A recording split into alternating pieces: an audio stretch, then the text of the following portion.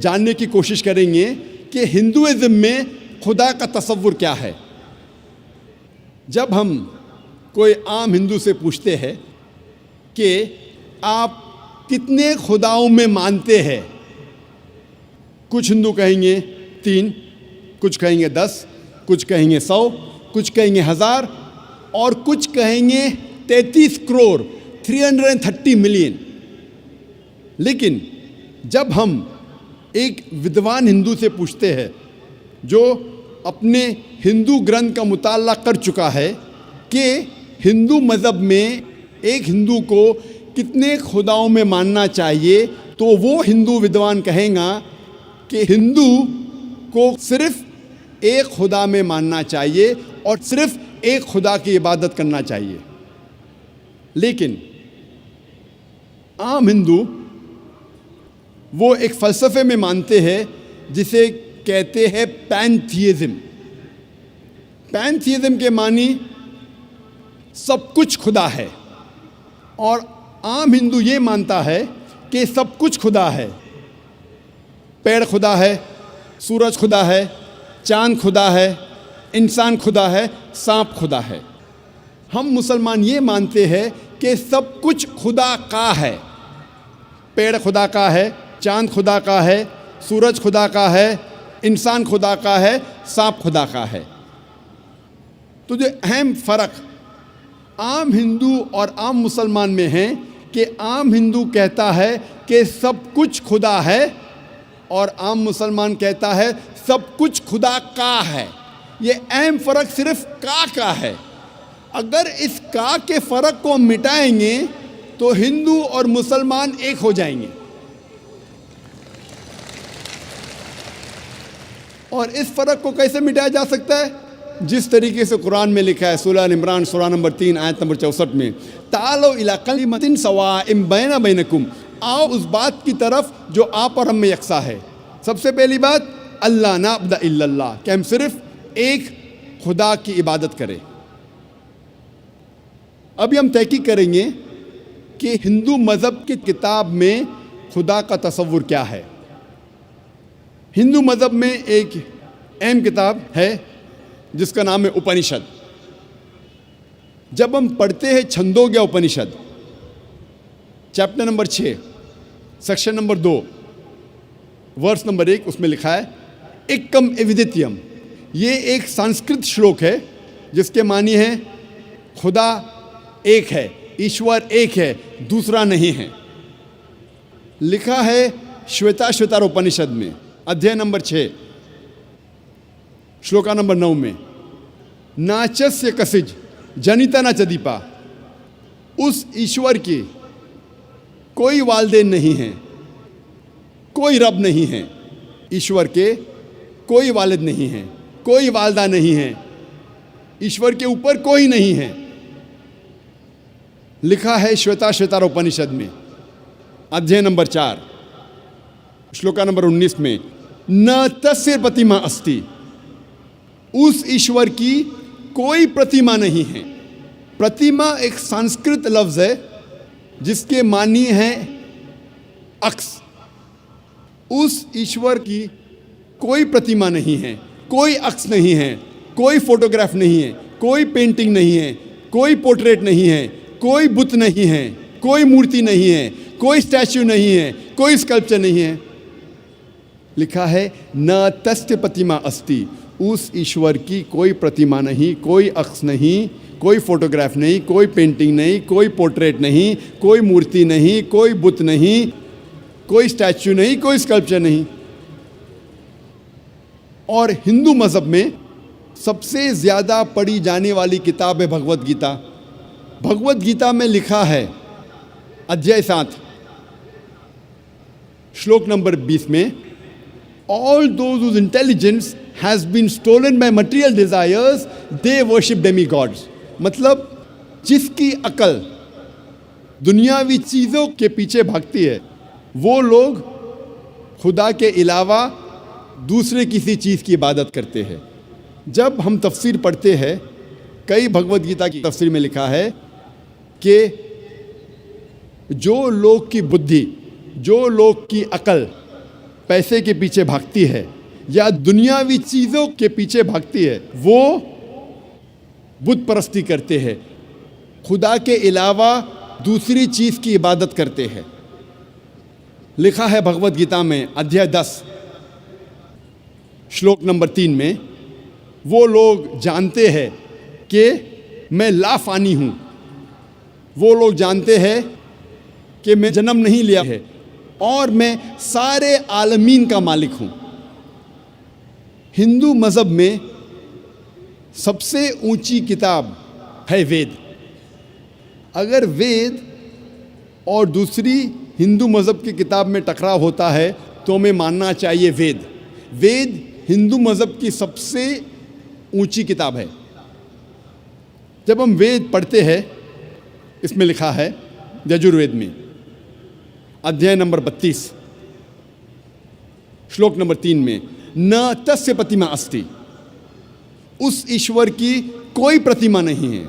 जैसे मैंने कहा, प्रतिमा एक संस्कृत लफ्ज़ है जिसके मानी है अक्स, फोटोग्राफ, पेंटिंग, पोर्ट्रेट, बुत, मूर्ति, स्कल्पचर। न तस्य प्रतिमा अस्ति, उस ईश्वर की कोई प्रतिमा नहीं, कोई अक्स नहीं, कोई फोटोग्राफ नहीं, कोई पेंटिंग नहीं, कोई पोर्ट्रेट नहीं, कोई बुत नहीं, कोई मूर्ति नहीं, कोई स्कल्पचर नहीं, कोई स्टैच्यू नहीं। लिखा है यजुर्वेद में अध्याय नंबर 40 श्लोक नंबर 8 में कि ईश्वर पाक है, उसका कोई अक्स नहीं। लिखा है यजुर्वेद में अध्याय नंबर 40 श्लोक नंबर 9 में, अंधात्म प्रविशन्ति या असंभूति उपास्ते। अंधात्म मतलब अंधकार, प्रविशन्ति मतलब दाखिल होना, असंभूति मतलब वो चीज़ें जो नेचुरल है, जो कुदरती है।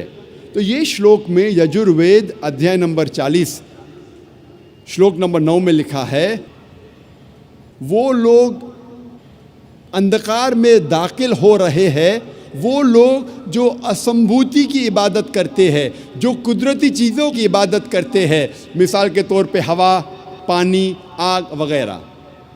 और ये श्लोक में आगे लिखा है, वो लोग और घोर अंधकार में दाखिल हो रहे हैं, वो लोग जो संभूति की इबादत करते हैं। संभूति की मानी इंसान की बनाई हुई चीज़ें, मिसाल के तौर पे टेबल, चेयर, बुत, मूर्ति वगैरह।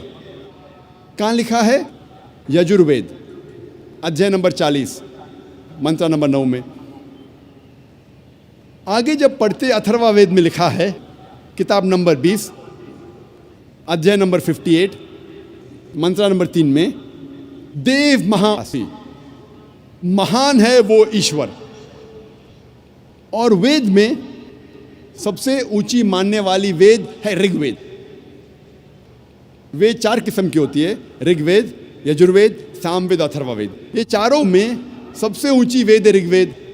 ऋग्वेद में लिखा है किताब नंबर 1 अध्याय नंबर 164 मंत्र नंबर 46 में, एकम सत विप्र बहुधा वेदांते, सत्य एक है, सच एक है, ईश्वर एक है, और साधु संत और विद्वान इस ईश्वर को कई नामों से पुकारते हैं।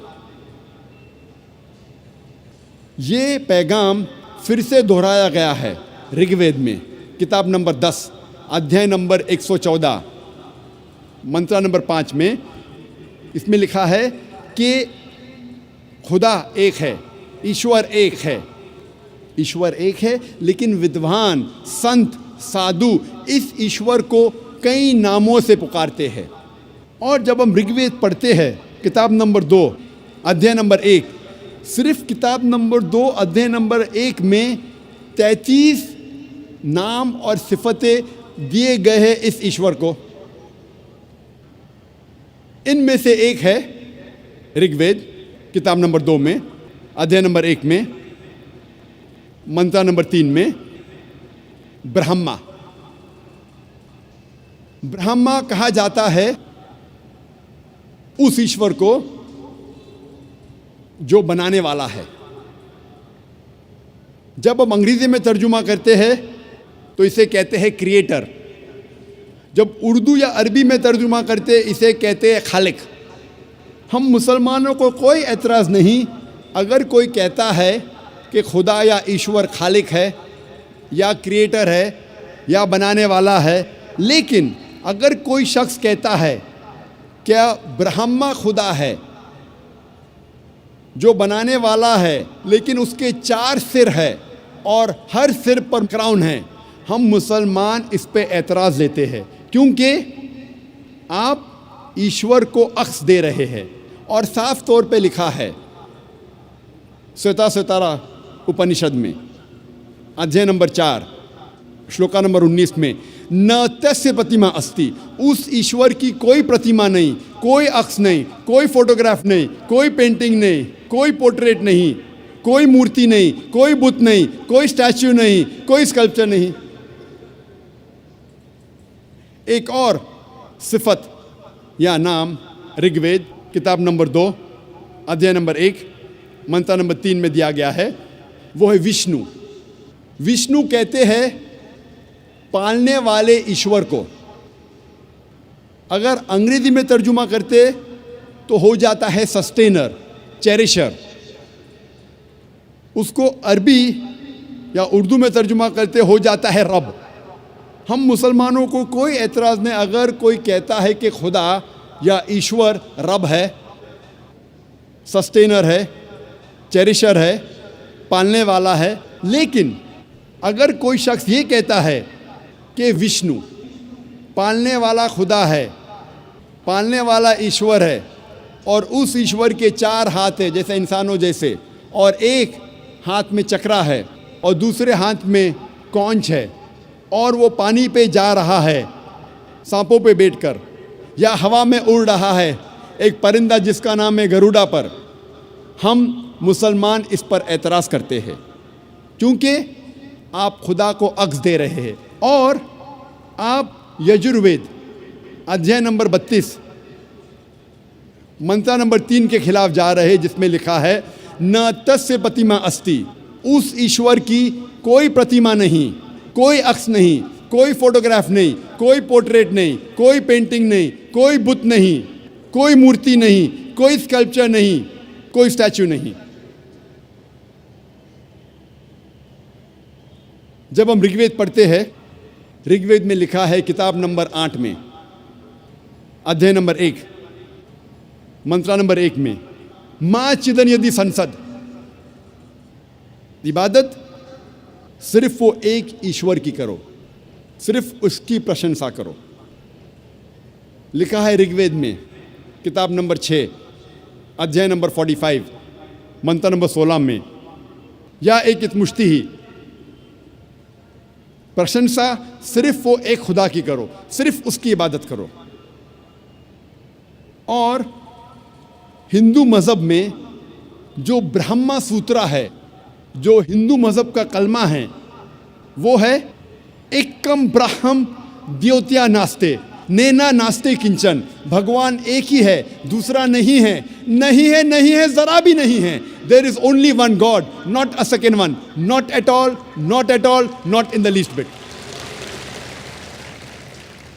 जब हम हिंदू मज़हब की किताबों का मुताला करते हैं, हमें पता लगता है कि हिंदू मज़हब में लिखा है कि एक ही ईश्वर, एक ही खुदा की इबादत करो, जिसकी कोई प्रतिमा नहीं, जिसका कोई अक्स नहीं, जिसका कोई फोटोग्राफ नहीं, कोई पेंटिंग नहीं, कोई पोर्ट्रेट नहीं, कोई बुत नहीं, कोई मूर्ति नहीं, कोई स्टैच्यू नहीं, कोई स्कल्पचर नहीं। अगर आपको समझना है कि हिंदू मज़हब में खुदा या ईश्वर का सही तस्वुर क्या है, तो आपको हिंदू मज़हब की किताबों का मुताला करना चाहिए।